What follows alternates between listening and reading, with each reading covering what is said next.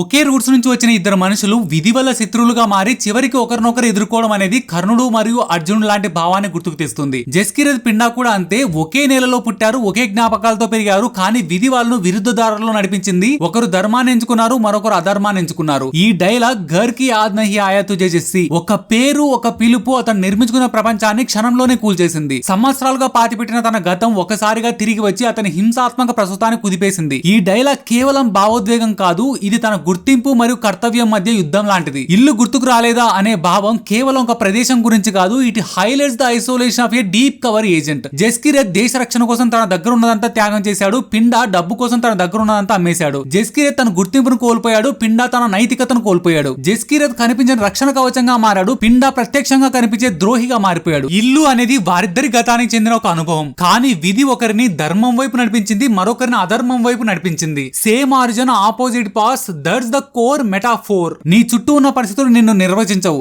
నువ్వు చేసే ఎంపికలు నిన్ను నిర్వచిస్తాయి. ఇప్పుడు విధి వారిని శత్రునేలపై ఎదురుగా నిలబెట్టింది. వాష్రూమ్ అనేది యాదృచ్ఛికంగా ఎంచుకున్న ప్రదేశం కాదు. కెమెరాలు లేవు, పాత్రలు లేవు, సరిహద్దులు, గుర్తింపులు, సిద్ధాంతాలు అన్ని తొలగిపోయాయి. మిగిలింది ఒక్కటే, ఒకే గతం నుంచి వచ్చిన ఇద్దరు మనుషులు, జెస్సీ మరియు పిండా. అంటే గతం ప్రస్తుతాన్ని ఎదుర్కొంటున్న క్షణం. సాధారణంగా శత్రువులు సరిహద్దుల ఆవల ఉంటారు, కానీ అసలు ప్రమాదం మన మధ్యలోనే ఉంటుంది. ఉగ్రవాదం ఒకటే కాదు, డ్రగ్స్, లోభం, నైతిక పతనం, ఇవే నిజమైన శత్రువులు. అసలు నిజం ఏమిటంటే ఒక దేశం శత్రువుల వల్ల మాత్రమే నాశనం అవ్వదు, కొన్నిసార్లు తన వాళ్ళే దాన్ని కూలగొడతారు. హంజా చావుకు భయపడేవాడు కాదు, కానీ ఆ క్షణం అతను కుదిపేసింది. ఎందుకంటే తన గతం అతను వెతుక్కుంటూ వచ్చేసింది, తన ముసుగు బయట పడిపోయింది. మరీ అంతకంటే భయంకరమైనది ఏమిటంటే తనను గుర్తించింది శత్రువు కాదు, తనవాడే. అదే అతన్ని ఇంకా లోపల నుంచి కూలగొట్టింది. పిండా మాటల్లో ఒకవైపు పాత జ్ఞాపకాలు కనబడుతున్నా సరే, మరోవైపు అది ఒక మరణ తీర్పు లాంటిది. దురంధర్ లో 26/11 దాడి జరగడానికి ముందు వరకు హంజా కేవలం శత్రువుల మధ్య ఉంటూ వారి ప్రణాళికలను ముందుగానే భారత సైన్యాన్ని చేరవేయడం వరకు చేసేవాడు. వాళ్ళు చేసే నేరాలు ఘోరాలు చూసినా వాళ్ళలో ఒకడినే అని నమ్మకం పెంచుకోవడానికి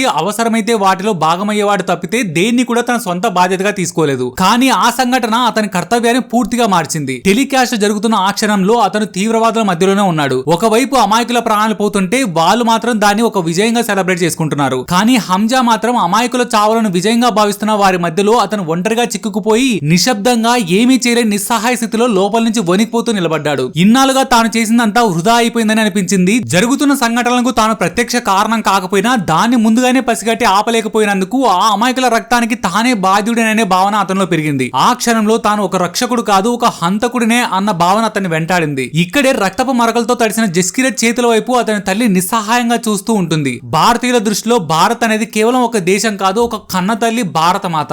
ఆ పంట పొలం తాను పుట్టి పెరిగిన మాతృభూమిని సూచిస్తే జస్కిరత్ చేతులపై కనిపించే రక్తం ఆమె కన్నబిడ్డల రక్తాన్ని సూచిస్తోంది. తన తండ్రి మరణం అతనికి అన్ని కోల్పోవడం అంటే తెలిసింది. అదే బాధ ఇప్పుడు ఒక దేశం మొత్తం అనుభవిస్తోందని అర్థం చేసుకున్నాడు. అందుకే భరతమాత తన పిల్లల రక్తంతో తడిసిన తన చేతులను నిస్సహాయంగా చూస్తున్నట్టుగా అనిపించింది. ఇక్కడే జస్కిరత్ ఒక నిజాన్ని గ్రహించాడు. జరుగుతున్న అన్యాయాన్ని ఆపలేకపోతే తాను ధరించిన యూనిఫామ్ ఏదైనా కావచ్చు, అది ఎందుకు పనికిరాదని అతను అర్థం చేసుకున్నాడు. అక్కడి నుంచి అతని లక్ష్యం మారిపోయింది. ఇప్పటి వరకు వారిలో ఒకటిలా నటించిన అతను ఆ క్షణం తర్వాత వారి నాశనం చేయడానికి వారిలాగే మారిపోయాడు. That scene represents the exact moment where Jaskiras dies inside and Hamza is born carrying the guilt, rage and a new purpose. This is where Operation Durandar truly begins by killing the human and creating a mission of destruction.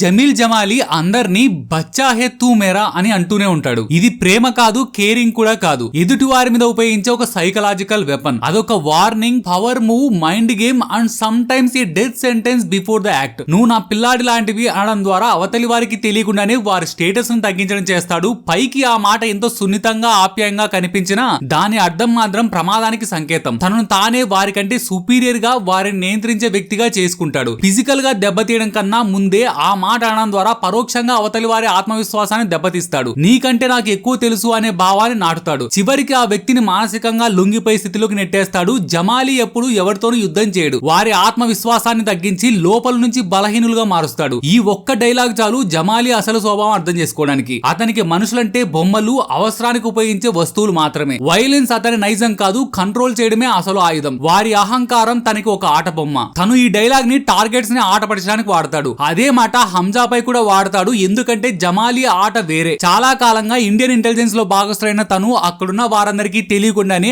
ఆట అంతా తన నియంత్రణలోనే పెట్టుకున్నాడు. తోటి agent అయిన హంజాను కాపాడుతూ శత్రువులను మాత్రం chess board లో పావుల్లా మార్చి తనకు కావాల్సినట్టు ఆడిస్తుంటాడు. బచ్చా హే తూ మేరా జమాలి యొక్క సిగ్నేచర్ సైకలాజికల్ మూవ్. ఈ ఒక్క మాటతో ఎదుటివారి అహంకారాన్ని దెబ్బతీస్తాడు, వారిపై ఆధిపత్యాన్ని చలాయిస్తాడు, గట్టిగా మాట్లాడకుండానే పరిస్థితిని తన కంట్రోల్లోకి తెచ్చుకుంటాడు. అదే ఇతన్ని ఇతర గూఢాచారుల కంటే మరింత ప్రమాదకరంగా చేస్తుంది. రెహమాన్ ను చంపి ఉజైర్ బలోచ్ ని విజయవంతంగా జైల్లో పెట్టించిన తర్వాత వారు ఎంతో అత్యున్నతంగా భావించే ఆ సింహాసనంలో హంజా కూర్చుంటాడు. ఈ సీన్ కేవలం పవర్ లోకి రావడం కాదు, ఇది ఒక నిశ్శబ్ద పట్టాభిషేకం. హంజా చేసే ప్రతి చర్యలో లోతైన సంకేతాలు దాగి ఉన్నాయి. రెహమాన్ నిర్మించిన రాజ్యంలో హంజా సింహాసనంపై కూర్చుని తనకు తానే పట్టాభిషేకం చేసుకున్నాడు. ఎవరూ కిరీటం పెట్టలేదు, ఎలాంటి వేడుక లేదు. కానీ ఆ క్షణంలో హంజా తన కొత్త రూపానికి అధికారికంగా రాజయ్యాడు. రాజు అంటే కేవలం బలమైన యోధుడు కాదు, చట్టాన్ని మరియు కుటుంబ సంబంధాలను తనకు అనుకూలంగా మలిచి ఆటలో ఉన్నవారిని తొలగించగలిగిన వాడికే అధికారాన్ని పట్టడం సాధ్యమవుతుంది. ఇక్కడ హంజా చేసింది కూడా అదే. రెహమాన్ డకాయిట్ లాంటి శక్తివంతుని చంపడం, ఉజైర్ బలోచ్ లాంటి బలంగా స్థిరపడిన వ్యక్తిని జైల్లో పెట్టించడం. హంజా కేవలం బలాన్ని మాత్రమే ఉపయోగించలేదు, జమాలితో సంబంధాలు, ఎస్పీతో చేతులు కలపడం ద్వారా అతను మొత్తం వ్యవస్థనే తన ఆయుధంగా మార్చుకున్నాడు. ఇక్కడ జాకెట్ మరియు షర్ట్ అతని కవచం మరియు ముసుగును సూచిస్తాయి. ఇప్పటివరకు ఈ భయంకర ప్రపంచంలో శత్రువుల మధ్య బ్రతికేందుకు అతను ఎంతో జాగ్రత్తగా నియంత్రణలో ఉండేవాడు. కానీ ఇప్పుడు అధికారమే అతని చేతుల్లో ఉంది. అందుకే అతనికి ఎలాంటి రక్షణ అవసరం లేదు, ఎందుకంటే అతను సవాల్ చేసేవారు ఎవరు మిగలలేదు కూడా. హంజా కేవలం సింహాసనం అధిగమించలేదు, రెహమాన్ డకాయిట్ యొక్క పూర్తి గుర్తింపునే కబ్జా చేశాడు. ముందున్న చిన్న కుర్చీపై ఒక కాలు పెట్టడం ద్వారా అతను ముందున్న వ్యవస్థను పూర్తిగా అవమానాన్ని చూపిస్తూ రెహమాన్ ప్రతిష్టను కూడా తగ్గించాడు. ఇప్పటివరకు లియారీ గందరగోళంగా ఉండేది, ఇప్పుడు ఆ గందరగోళానికి ఒకే దిశ, ఒకే కేంద్రం ఉంది. ఆ కేంద్రం హంజా. ఎందుకని జస్కిరత్ తన కుటుంబాన్ని కలవలేదు? అజ్ఞాత జీవితం ముగించుకుని వచ్చిన జస్కిరత్ 20 సంవత్సరాలు పైగా చూడని తన తల్లిని చెల్లిని కలవడానికి ఎంతో ఆతృతగా వెళ్లి దూరం నుంచే వారిని చూస్తాడు. చివరకు తమ ఇల్లు పొలాలు తిరిగి పొందిన వారు ఒక సున్నితమైన సాధారణ జీవితాన్ని గడుపుతుండడం చూస్తాడు. పాకిస్తాన్ లో అండర్ కవర్ గూఢాచారిగా తీవ్రమైన హింసతో నిండిన జీవితం గడిపిన తాను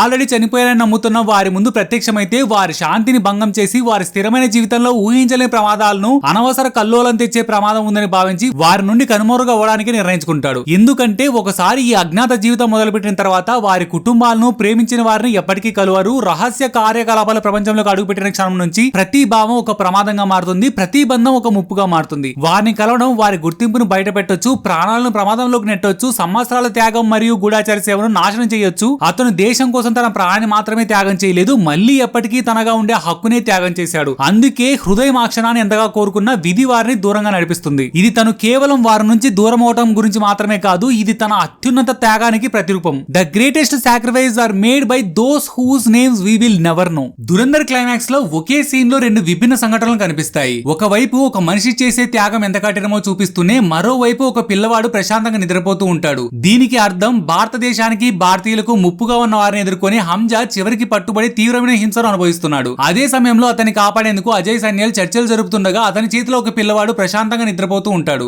ఆ పిల్లవాడు భారతదేశ భవిష్యత్తును సూచిస్తాడు. ఆ ప్రశాంతమైన నిద్ర దేశ భద్రతను సూచిస్తుంది. దేశం ఎదుర్కొనే ప్రమాదాలు, అవి దూరం చేయడానికి హంజా లాంటి వారు పడే కష్టాలు, ఇవన్నీ తెలియకుండానే ప్రజలు ప్రశాంతంగా జీవిస్తున్నారు. ఆ భద్రత వెనుక దాగి ఉన్న త్యాగాలు ఎప్పటికీ ఎవరికి తెలియవు. హంజా భారతదేశానికి కనిపించని రక్షణ కవచం. అతను హింసకు గురవుతూ శారీరకంగా, మానసికంగా విరిగిపోతున్నాడు. కానీ అతని త్యాగం వల్లే రేపటి భవిష్యత్ అనేది ప్రశాంతంగా నిద్రపోతూ ఉంది. ఆ తరువాత ఆ పిల్లాడిని అక్కడి నుంచి తీసుకెళ్తారు. అది జరుగుతున్న నిజాలు ప్రజలకు తెలియాల్సిన అవసరం లేదనేందుకు సూచిక. హంజా లెక్కలేని ప్రాణాలను కాపాడాడు, కానీ వారెవరికి ఎప్పటికీ అతని పేరు కూడా తెలియదు. ఇదే గుర్తింపు లేని వీరులు చేసే అత్యున్నత త్యాగం. జస్కిరత్ మరియు హంజా తమ బెస్ట్ ఫ్రెండ్స్ ను ఒకే రోజు కోల్పోతారు. ఈ సీన్ కేవలం భావోద్వేగంతో నిండినది కాదు, మనిషిగా ఉన్న జస్కిరత్ ని, ఆయుధంగా మారిన హంజాను ఒకే పాత్రలో కలిసి ఉండలేని రెండు విభిన్న భాగాలుగా చీల్చబడింది. మనిషి తనను తాను రెండు భాగాలుగా విభజించుకుంటే విధి కూడా అతన్ని అదే విధంగా శిక్షిస్తుంది. జస్కిరత్ తన గతానికి, తన జ్ఞాపకాలకు మరియు తన చెల్లెలి భర్తైన పిండాను కోల్పోతాడు. హంజా తన ప్రస్తుత జీవితంలో ఎంతో నమ్మకస్తుడైన, నైతికకు చిహ్నం లాంటి ఆలను కోల్పోతాడు. ఇది యాదృచ్ఛికం కాదు, ఒకే గాయానికి రెండు ప్రతిబింబాలు. You cannot live a double life without paying double the price. రెండు ప్రాణాలు నిశ్శబ్దంలో ముగిశాయి, రెండు కథలు ఒకే రహస్యంతో ముడిపడ్డాయి. ఒక మరణం అనుకోకుండా జరిగిన కర్మ, మరో మరణం స్వయంగా ఎంచుకున్న త్యాగం. ఆ రెండు భారాలను మోయాల్సింది మాత్రం హంజానే. విధికి నీ ఉద్దేశం సరి లేదా తప్పు అనేది ముఖ్యం కాదు, దాని ముందు ఎవరు మినహాయింపు కాదు. హంజా, జస్కిరత్ ఇద్దరు ఒకరినొకరు నిజంగా అర్థం చేసుకోగలిగే ఏకైక వ్యక్తులు. కానీ తమ స్నేహితులను కోల్పోయిన వారు ఎప్పటికీ కలవలేరు, పరాయి వాళ్ళగానే మిగిలిపోతారు. అబద్ధాలతో నిండిన ప్రపంచంలో విశ్వాసం ఒక వరం కాదు, ఒక భారం. ఆలం మరణం, రక్షణలో జరిగిన వైఫల్యం, పిండా విషయంలో హంజా కేవలం ఒక స్నేహితుడు మాత్రమే కోల్పోయాడు. అధర్మంతో చేతులు కలిపిన వాడు అనుకోకుండా చనిపోయాడు. కానీ ఆలం వ్యక్తిగత భావాలు పంచుకునే స్నేహితుడు కాకపోయినా ధర్మాన్ని కాపాడే యుద్ధంలో భాగస్వామి, నమ్మకస్తుడు, త్యాగశీలి. అందుకే అతన్ని కోల్పోవడం మాత్రం హంజాని తీరని శోకంలోకి నెట్టింది.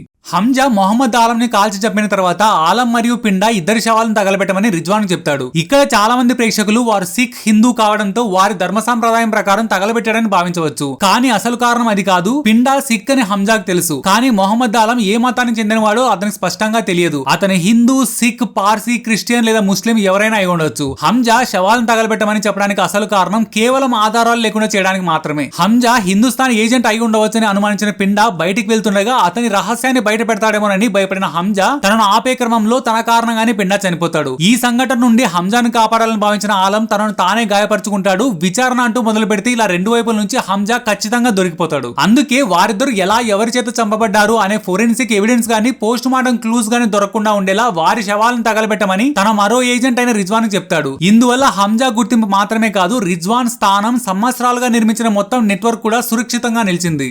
దురంధర్ సినిమాలో రెహమాన్ ఆసుపత్రిలో చనిపోతాడు. కానీ వెంటనే లేచి సిగరెట్ వెలిగిస్తూ హంజా వైపు చూస్తున్నట్టు కనిపిస్తుంది. అది హంజా మనసులో కనిపిస్తున్న మానసిక భ్రాంతి మాత్రమే. ఎందుకంటే రెహమాన్ చనిపోయినా అతని ప్రభావం మాత్రం ఇంకా హంజాను వెంటాడుతూనే ఉంది. హంజా చాలా కాలం పాటు అండర్ కవర్ గా రెహమాన్ కు నమ్మిన వ్యక్తిలా జీవించాడు. తన స్థానాన్ని, అతని నమ్మకాన్ని నిలబెట్టుకోవడానికి అతను కూడా ఒక రాక్షసుడిలా మారాల్సి వచ్చింది. భయంకరమైన నేరాల్లో పాల్గొంటూ అదే చీకటిలో తన జీవితాన్ని గడిపాడు. ఇప్పుడు హంజా ఒక స్పైగా తన బాధ్యతను మరియు తాను జీవించిన నేర జీవితాన్ని వేరు చేయలేని స్థితికి చేరుకున్నాడు. రెహమాన్ అతనికి శత్రువే అయినప్పటికీ అతను హంజాపై పూర్తి నమ్మకం పెట్టుకున్నాడు. కానీ చివరికి హంజా చేసిన ఆ ద్రోహమే అతని పతనానికి కారణమైంది. నేను అతన్ని నమ్మించి మోసం చేసి చంపాను అని ఎక్కడో ఒకంత అపరాధ భావంతో హంజా ఉండిపోయాడు. ఇదే ఇప్పుడు అతని వెంటాడుతోంది. అందుకే రెహమాన్ రూపంలో అతని పాపభారం, భయం, జ్ఞాపకం అతని ముందు ప్రత్యక్షమయ్యాయి. ఆ వెంటనే భగవద్గీత శ్లోకం వినిపిస్తుంది. యోధుడికి భావాలు కాదు, ధర్మమే ముఖ్యం అనే నిజాన్ని చెబుతోంది. తన సొంత బంధువులతో యుద్ధం చేయాలా అనే సందేహంలో ఉన్న కుంతీపుత్రుడు అర్జునుడికి శ్రీకృష్ణుడు యుద్ధ ధర్మాన్ని ఉపదేశిస్తాడు. ఇక్కడ కూడా ఆ శ్లోకం ఒక యోధుడి యుద్ధ నియమాన్ని సూచిస్తోంది.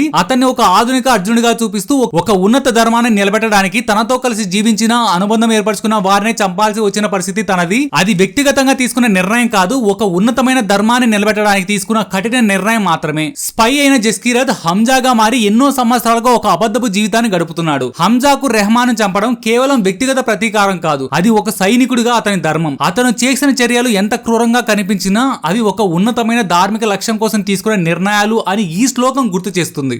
రెహమాన్ డకాయిట్ అంత్యక్రియల్లో అతను ఆరాధించే జనాలు పైనుంచి పూల వర్షం కురిపిస్తుంటారు. రెహమాన్ దయలేని క్రిమినల్ మరియు జిహాదీ కొలాబరేటర్ అయినప్పటికీ వారి దృష్టిలో అతను వారికి స్వాతంత్రం తీసుకురాగలిగే వ్యక్తి, ఎప్పుడూ కాపాడే తోటి బలుజుగా కనిపిస్తాడు. సాధారణంగా పూలు ఒక హీరోపై పడాలి, కానీ అవి ఎన్నో అమాయకుల ప్రాణాలు తీసిన హింసాత్మకుడిపై పడుతున్నాయని హంజాకు మాత్రమే తెలుసు. ఎర్ర గులాబీలు సాధారణంగా త్యాగం చేసిన వ్యక్తిని గౌరవించడానికి ఉపయోగిస్తారు. But here the red roses symbolize blind love. ఎరుపు రంగును ఉపయోగించడం ద్వారా ప్రజలు ప్రమాదకరమైన రెహమాన్ జీవితాన్ని ఎంత తప్పుగా అర్థం చేసుకున్నారో దర్శకుడు చూపిస్తున్నాడు. సరైన మాటల ముసుగులో దాచితే రక్తపాతం కూడా వీరగాథగా మారిపోతుంది. రెహమాన్ చేసిన హింసను తమ సమాజం కోసం చేసిన త్యాగంగా వీరంతా భావిస్తున్నారు. అదే ఈ కథలో అత్యంత ప్రమాదకరమైనది. హింసను కూడా ఒక పవిత్రమైన కారణంగా చూపిస్తే ప్రజలు దాన్ని ఎంత ఉన్నతంగా భావించబడేలా సులభంగా ప్రభావితం చేయబడతారో వారిని చూసిన హంజాకు అర్థమవుతుంది. రెహమాన్ చంపడం ద్వారా అతను అనుకోకుండా లయర్ ప్రజల కళ్ళల్లో ఒక ఉగ్రవాదిని అమరవీరుడిగా మార్చేశాడు. లయర్ ప్రజల్లో మరో రెహమాన్ లా మాటలతో మభ్యపెడుతూ బ్రతకాల్సిందే అని అతనికి అర్థమవుతుంది. రేపు ఒక రోజు తాను కూడా చితిపై పడుకోవాల్సిన సమయం వస్తుంది. ఆ రోజు ఇదే ప్రజలు తన చితిపై కూడా పూలు కురిపిస్తే తాను చేసిన పనులు విజయవంతమయ్యాయని అర్థం. ఒక విధంగా చూస్తే ఆ పూల వర్షం కేవలం చనిపోయిన రెహమాన్ కోసం మాత్రమే కాదు, ఇకపై లయర్ ప్రజల కళ్ళల్లో మరో రెహమాన్ లా జీవించడానికి ప్రారంభమైన హంజా ప్రయాణానికి జరిగిన పట్టాభిషేకం కూడా. ఆ పూల వర్షం ఒక ముగింపు కాదు, ఒక కొత్త ఆరంభం. రెహమాన్ కథ ముగిసిన చోటే హంజా కథ ప్రారంభమైన క్షణం. దురంధర్ లో మానవత్వాన్ని పూర్తిగా వదిలేసి కేవలం లక్ష్యం కోసం మాత్రమే జీవించిన వాడు ఎవరైనా ఉంటే అతనే రిజ్వాన్. అతను నిశ్శబ్ద తుఫాన్ లాంటి వాడు. కుటుంబం, ప్రేమ అని చెప్పి రిజ్వాన్ బెదిరించలేరు. ఎందుకంటే తను ఎలాంటి భావోద్వేగ అడ్డంకులు లేకుండా పనిచేస్తాడు.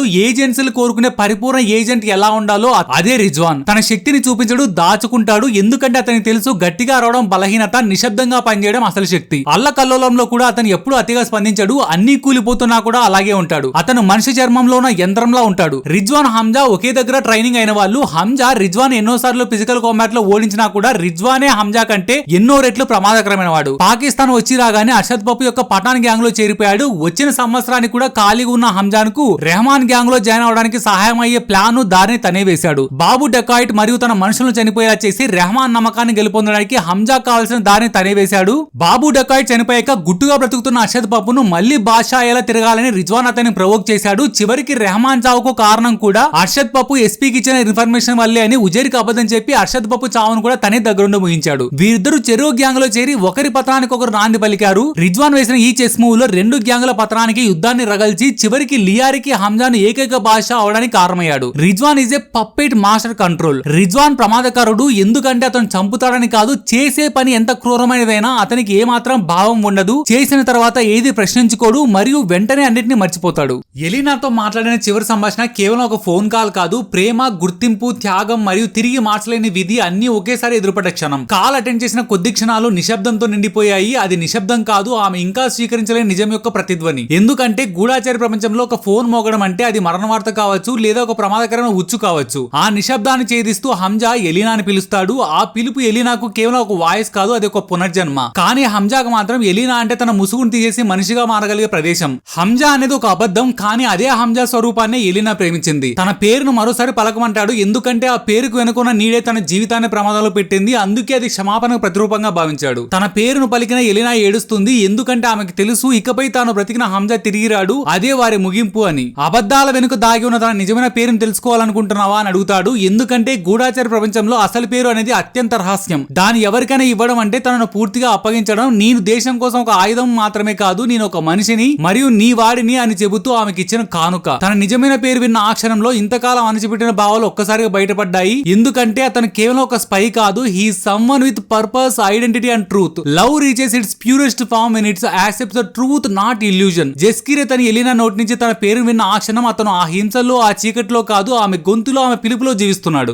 ఆ వెంటనే కాల్ కట్ చేస్తాడు, ఎందుకంటే మరికొన్ని క్షణాలు అలాగే ఉంటే బలహీనపడతాడు. మరింత దగ్గర అవుతే తన కర్తవ్యం విఫలమవుతుంది. తను తడబడితే దేశం సంకటంలో పడుతుంది. అందుకే కష్టతరమైన సరే కర్తవ్యం కోసం ప్రేమను దూరం పెట్టాడు. తర్వాత ఎలీనా తాను ప్రేమించిన హంజాను, జస్కిరత్ అనే నిజాన్ని శాశ్వతంగా కోల్పోయింది. ఈ సీన్ యొక్క లోతైన అర్థం ఒక స్పైకి ఒక సాధారణ జీవితం అసాధ్యమని చెప్తుంది. జస్కిరత్ ఆమెకి తన పేరు ఇచ్చాడు, కానీ తనతో ఉండే హక్కు ఇవ్వలేకపోయాడు. అతను తన ఆత్మను బయటపెట్టి ఆమెను గౌరవించాడు. అదే క్షణంలో మళ్లీ కనుమరుగై ఆమెకి జీవితకాలపు శిక్షణ ఇచ్చాడు. ఒక దేశభక్తుడికి అత్యంత పెద్ద విషాదం మరణం కాదు, తాను ప్రేమించే వాళ్ళతో జీవించలేకపోవడం.